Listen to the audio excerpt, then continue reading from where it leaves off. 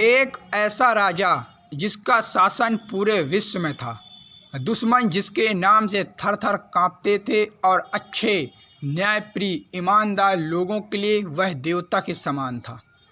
सम्राट विक्रमादित्य चक्रवर्ती सम्राट गंधर्व सेन के पुत्र थे। इनका जन्म 101 ईसा पूर्व हुआ।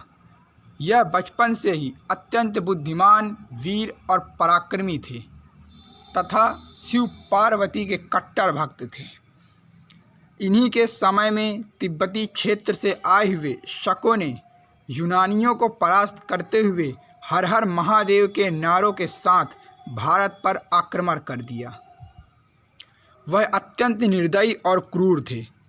शकों ने दक्षिण भारत की सीमा तक अपना शासन बना लिया था और शकों के राजा मूगा के द्वारा भारत में शक संवत की शुरुआत हुई। उस समय इन शकों को परास्त करने वाला कोई अन्य योद्धा नहीं था। तब सम्राट विक्रमसेन ने एक अत्यंत शक्तिशाली, वीर और बुद्धिमान भैरव सेना का निर्माण किया, जिन्होंने इन शकों को भारत से मार भगाया। इस विजय को याद रखने के लिए विक्रमादित्य ने विक्रम संवत की शुरुआत की। इनका शासन मात्र भारत ही नहीं, अरब और मिस्र तक था। विक्रमादित्य का नाम उस समय पूरी दुनिया के लोग जानते थे।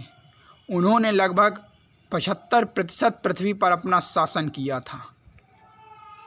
अरबी कवि जरहान अपनी किताब शायर उल ओकुल में कहता है कि सम्राट विक्रमादित्य जब अरब आए तो हमें लगा हम गुलाम होने वाले हैं, लेकिन उसने अपने देश भारत से सूर्य से भी तेज पंडित, विद्वान और ज्ञानियों को अरब भेजकर इस धरती को स्वर्ग बना दिया। जो भी उस महापुरुष के शासन काल में जन्म लिया है वह अत्यंत भाग्यशाली था। उसने हमें सत्य ज्ञान से परिचित कराया। उसके अनुसार संपूर्ण दुनिया को शिक्षित होना चाहिए। उसने हमको शिक्षा का महत्व बताया था। सम्राट विक्रमादित्य ने ही सबसे पहले नवरत्न रखने की परंपरा भी चालू की थी। महाकवि कालिदास और महाभाष्यकार वररुचि कात्यायन इन्हीं के दरबार के मंत्री थे। भविष्य पुराण में इनका संपूर्ण वर्णन मिलता है। इन्होंने 100 वर्ष तक शासन किया और भारत को सोने की चिड़िया बनाया। विक्रमादित्य के समय भारत के लोग अत्यंत सुखी और शांति से रहते थे। उसी समय रोम का राजा जूलियस सीजर भारत आता है और भारत पर आक्रमण करता है, तो उसे विक्रमादित्य ने परास्त करके पूरे उज्जैन नगर में घोड़े से बांधकर घुमाते हैं। इतना ही नहीं, नेपाल की ऐतिहासिक किताबों से यह पता चलता है कि विक्रमादित्य नेपाल के राजा से मिलने भी गए थे। विक्रमादित्य की जब मृत्यु होती है तो संपूर्ण प्रजा में हाहाकार मच जाता है। मान्यताओं के अनुसार जब इनकी चिता में आग लगाई गई तो देवताओं ने आकर पुष्प वर्षा की।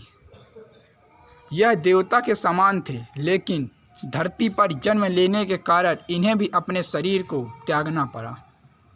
ऐसे महान थे सम्राट विक्रमादित्य, जिनके सम्मान पर भविष्य में अनेकों राजाओं ने अपने नाम के साथ विक्रमादित्य शब्द का प्रयोग किया, जैसे चंद्रगुप्त विक्रमादित्य, स्कंदगुप्त विक्रमादित्य, यशोधर्मन विक्रमादित्य, विक्रमादित्य पंचम और हेमचंद्र विक्रमादित्य।